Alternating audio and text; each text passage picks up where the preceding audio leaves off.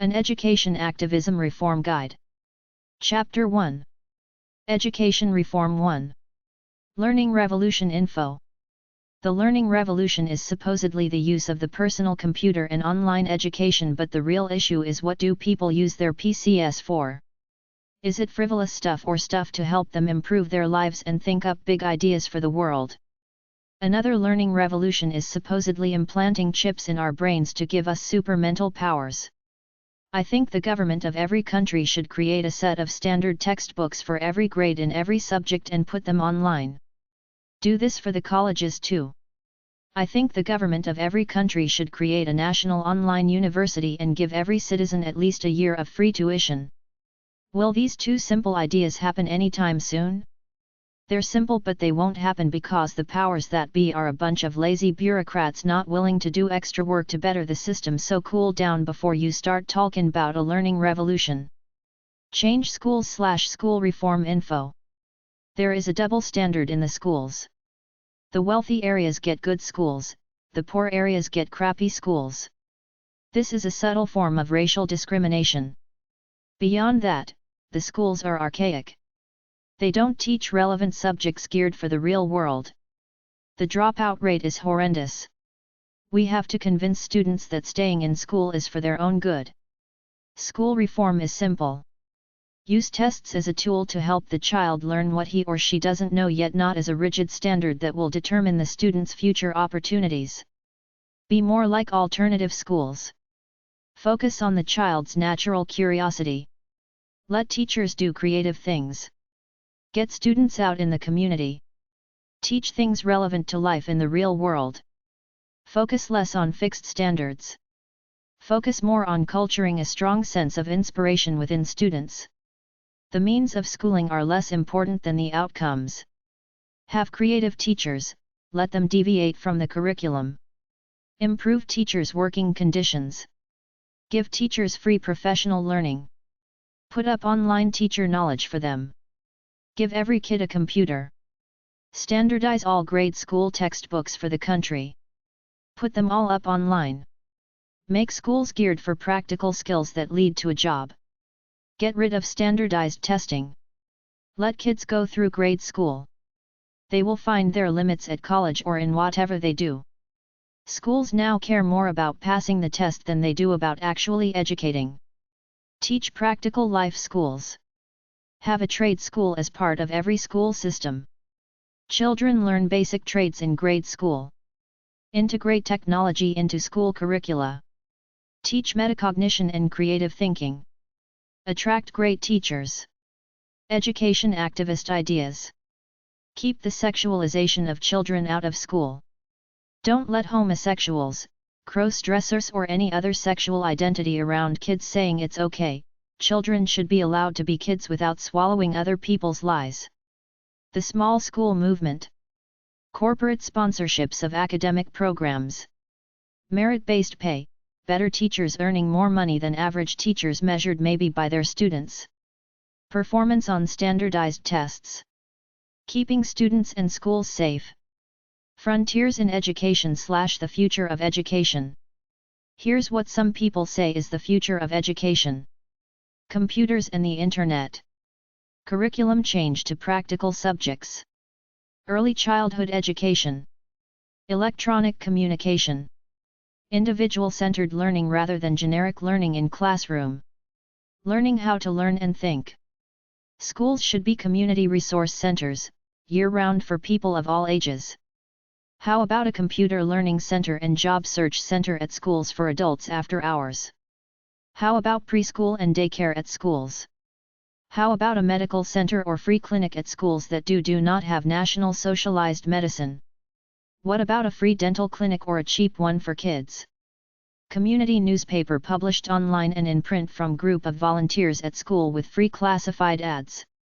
Schools can serve as church for congregations without a place of worship. Local sports league for some sport in the gym. Fitness center. Retail cafeteria, donut shop. One-to-one tutoring program, volunteer tutors. Music players in classrooms for background music. Involve parents, grandparents, and the community in the teaching process. More field trips out in the world rather than staying in the classroom. Parent involvement. We must help children discover their own unique talents and natural abilities quickly at a young age, then help them develop it. When you identify a child or group of children that are good at something, send them to colleges and companies right away, at least one day a week, to learn from the experts there. Suppose you have 40 kids in any junior high or high school that do well in the computer courses. Bring them all together one day a week, take them to the local college computer department to show them around and sit in O classes. Take them to computer companies where the employees say what they do. You can do this with fashion, astronomy, math, etc. Grade school must be changed to focus more on practical life skills and less on academic skills they will never use.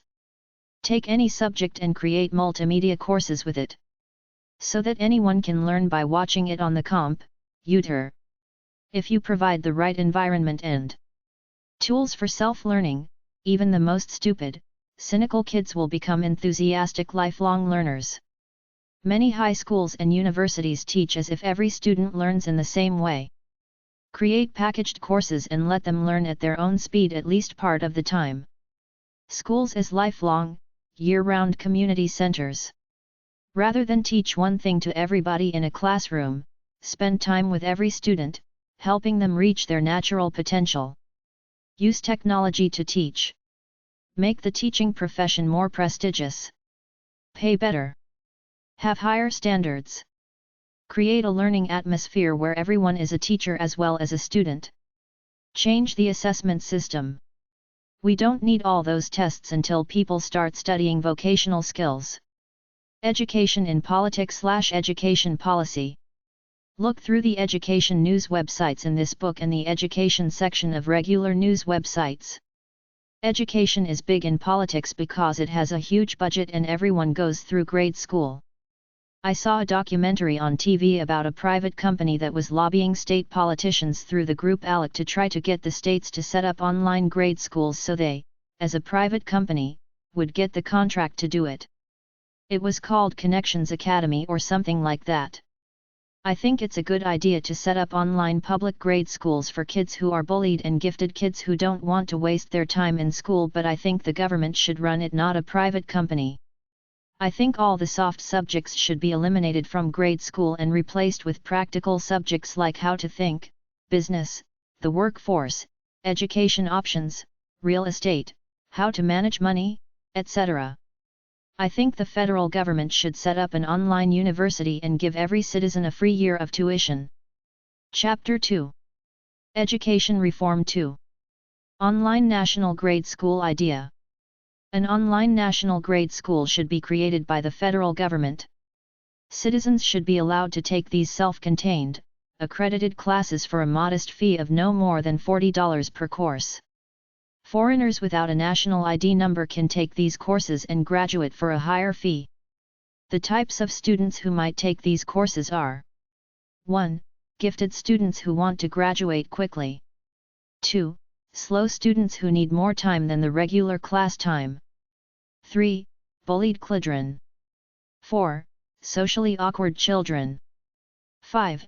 Children who live in rural areas. 6. Children who work or do some other activity like ballet, acting, etc.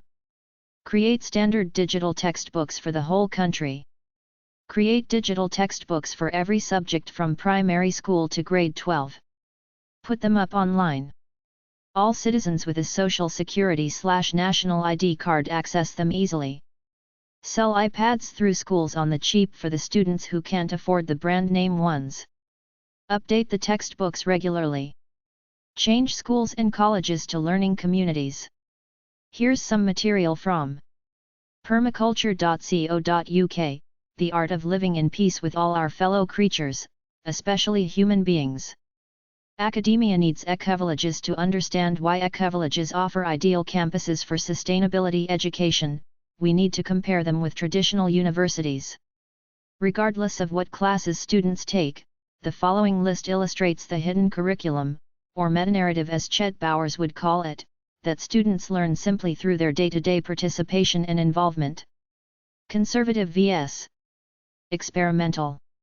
Universities tend to be burdened by cumbersome bureaucracies and are slow to change. In fact, the basic structure of universities has not significantly changed since the Middle Ages.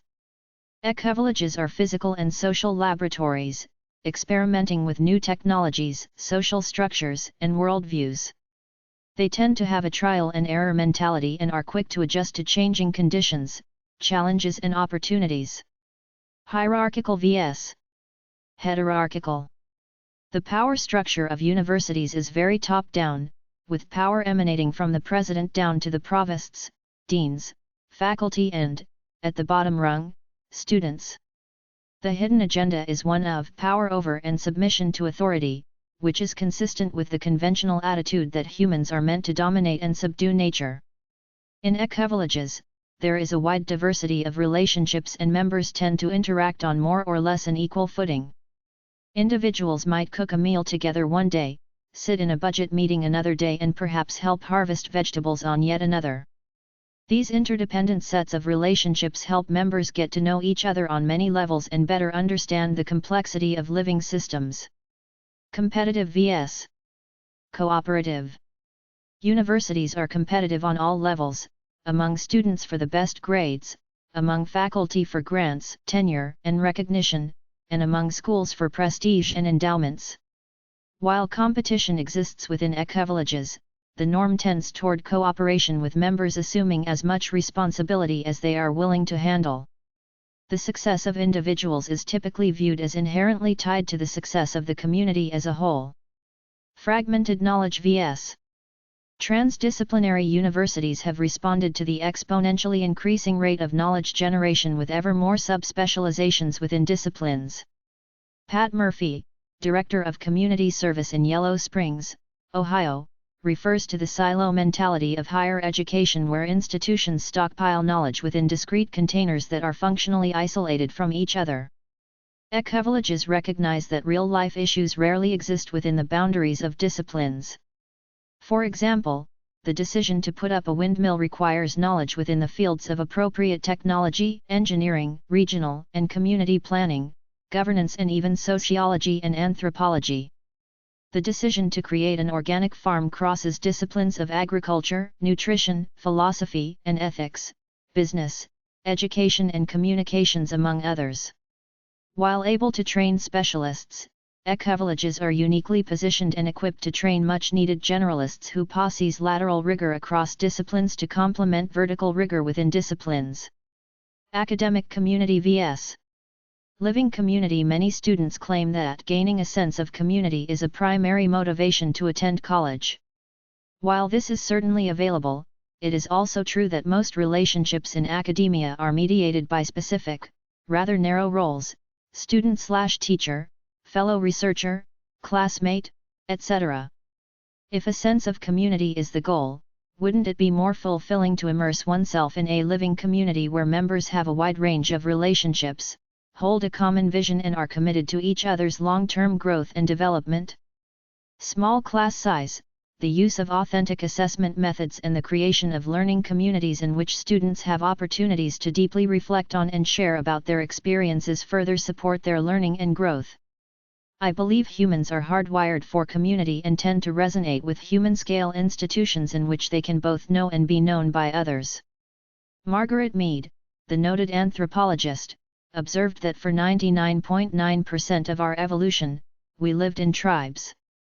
Many people in modern, developed countries have lost a sense of community so thoroughly that their closest acquaintances are characters on TV shows. The sense of belonging that students experience within ecovillages both awakens and fulfills a need that many did not even know they had. And once nourished, this sense of belonging tends to expand to include ever broader communities, both human and non-human. The sense of belonging that students experience within ecovillages both awakens and fulfills a need that many did not even know they had. Theoretical vs. Applied. Academic types tend to stay in their heads, and their armchairs, and maintain a detached, theoretical perspective of the world. Researchers use the myth of objectivity as a rationale to stay removed from their subject matter and, consequently, often create knowledge but rarely wisdom.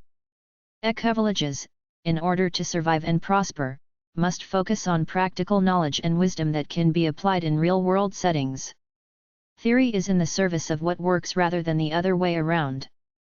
Ecovillages are inherently experiential, a word that many universities are loath to even use. Students often claim they learn more through internships and service learning opportunities than in even the best seminars. Secular vs. spiritual.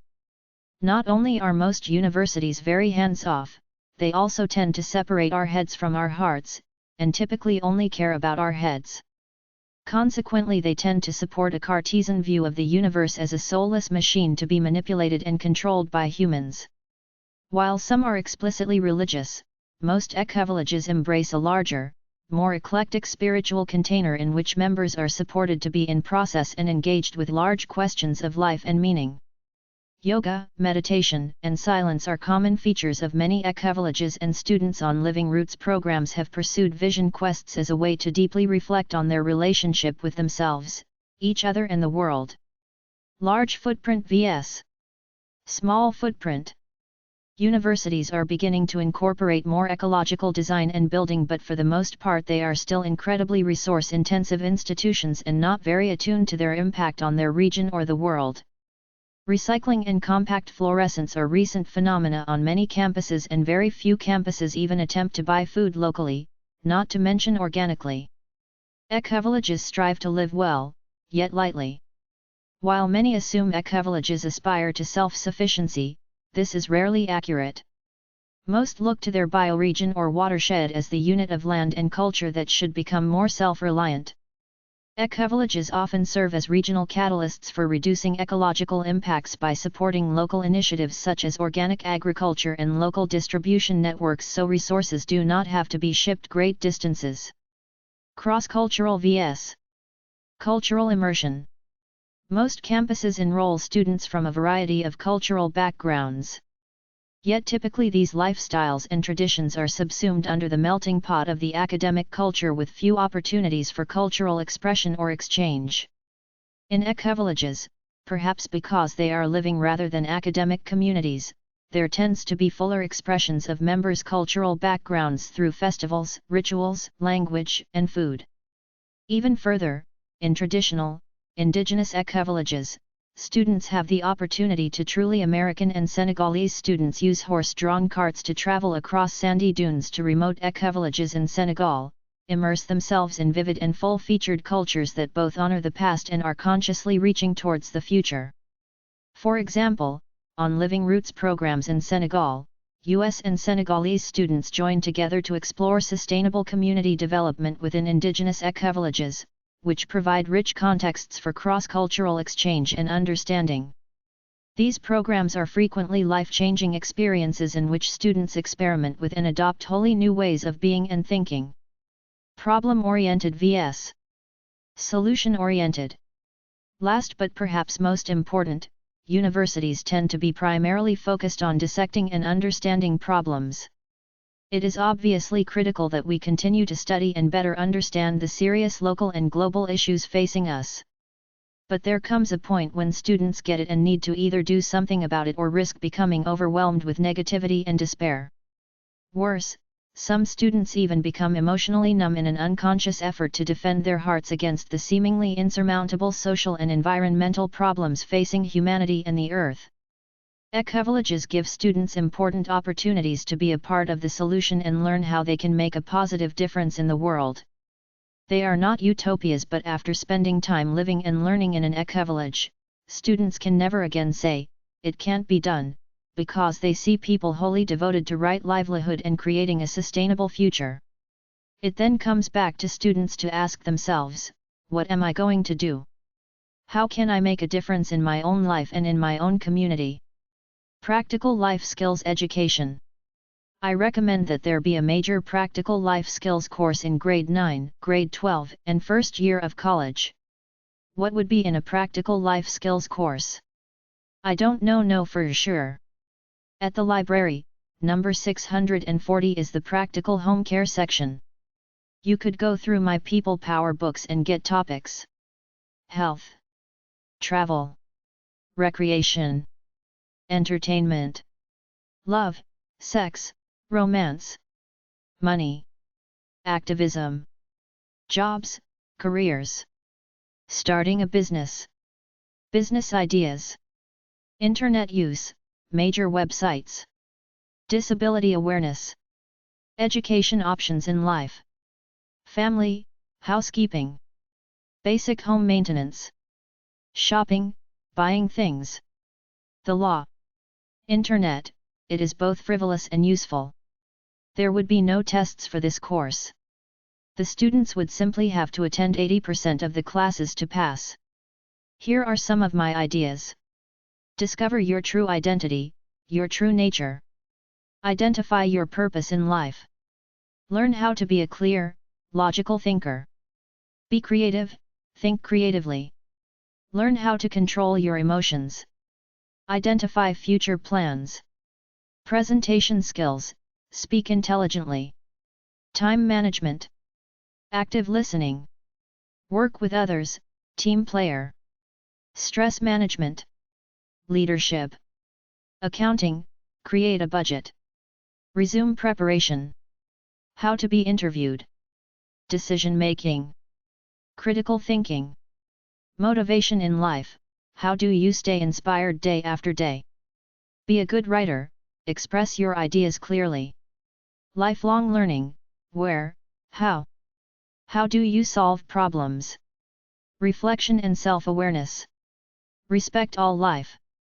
Learn the 5 major religions enough to respect the people who practice them. How to do research. Be curious and explore life cautiously and wisely. Frugal living. How do we solve poverty and homelessness? How do we end war? How do you keep courage in the face of hopelessness and desperation? How do you develop a kind countenance as opposed to a greedy one? en.wikipedia.org/wiki/skills_for_life. Life Skills Education. 314, Washington St. Northfield, Minnesota, 55057-2025. 800-783-6743. Fax, 507-645-2995. Lifeskills.com. Career Pamphlets. Chapter 3. Education Rights/Education Activism. Censorship Info. Books about censorship are at number 025.213 or Z658 at the library. Indexoncensorship.org. FirstAmendmentCenter.org. aclu.org/library/pbp10. ala.orf/oif. eff.org/censorship. fair.org.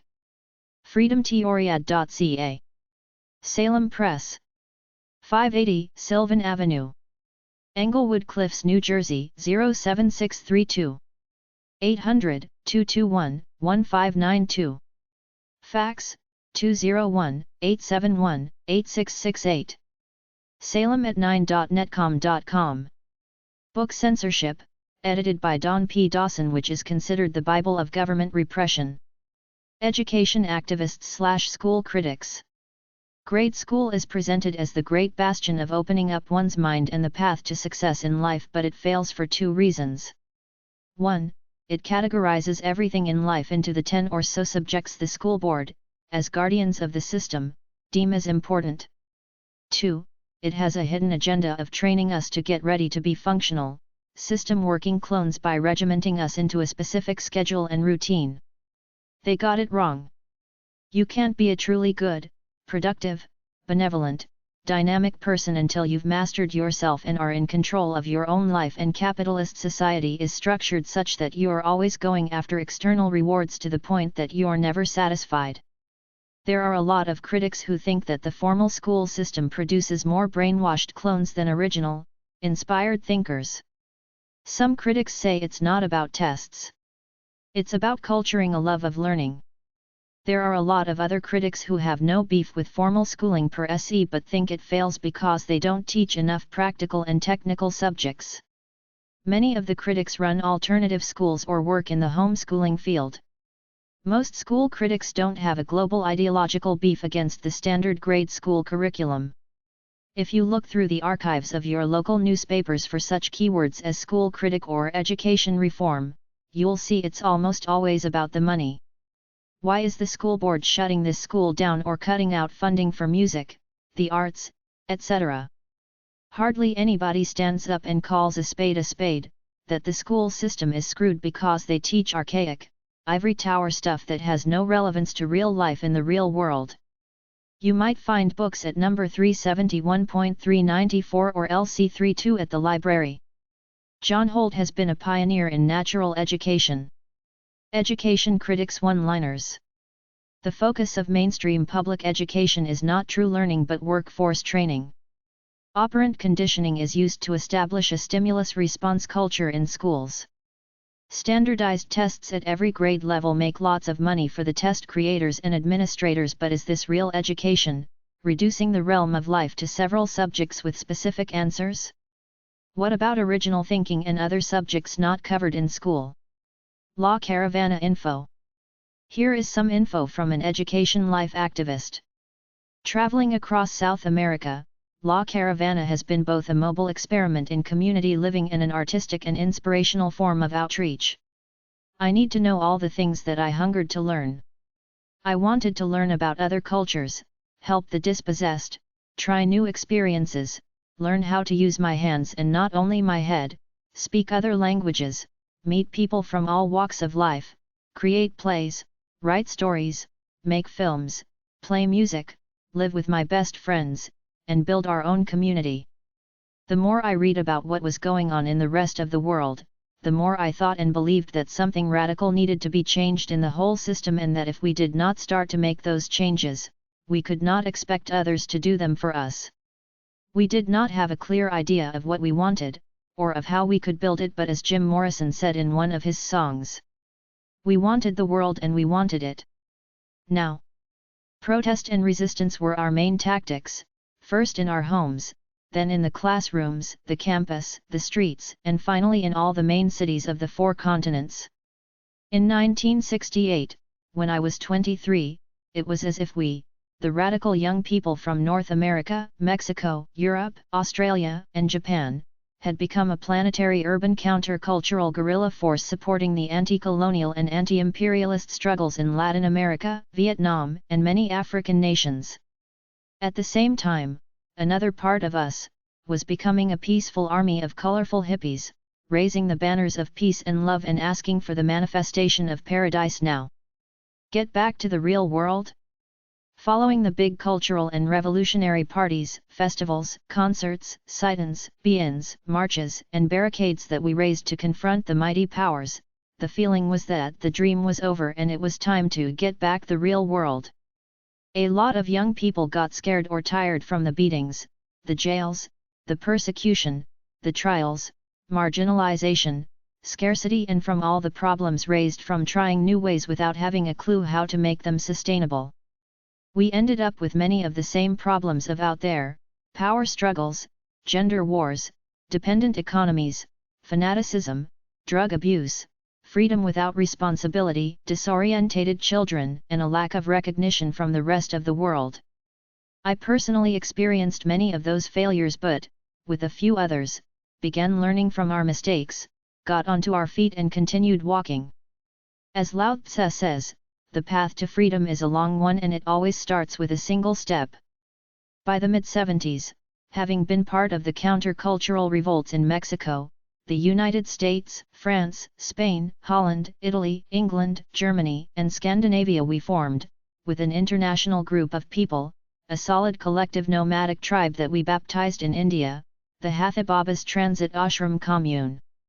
And we took theatre as our path, both to preserve our unity and to have something to offer to the communities we visited on our journeys. As a traveling company, after 13 years on the road, we found that we could continue to live as an extended family, at one point consisting of 7 buses, 20 adults, and 12 children born in the 4 corners of the world. We also discovered that we were not alone in our search. In 1976, we encountered the Rainbow Nation at an intertribal gathering in California, and for the next decade we helped strengthen the loose network of heirs of the 60s, that now adopted the name of Rainbow Warriors.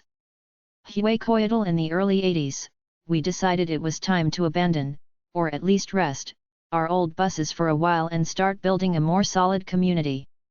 A few years later, we founded Huaycoyotl, an unusual ecovillage up in the Tepozteco Mountains of central Mexico.